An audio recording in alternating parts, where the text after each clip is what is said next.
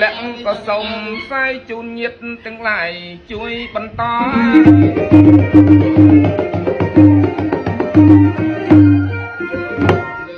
បុកលាក់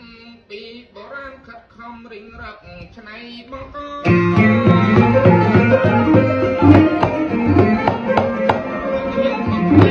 ពីបរាណខិតខំរិញរកឆ្នៃបង្កជូនញាតិកំសាន្តដោយស្មោះសរបណ្ដោអារម្មណ៍សំប្រណិតណាបងយើងខ្ញុំសូមទោសាអីក្រែងវគ្គត្រង់ណាមិនគាប់ចិត្ត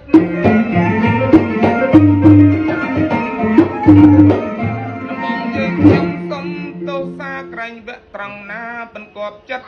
ខុសចាកតំណងខុសក្រមក្រឹតខុសពីការពិតពីបុរាណខ្ញុំសូមអោនកាយវាចាសូមក្តីមេត្តា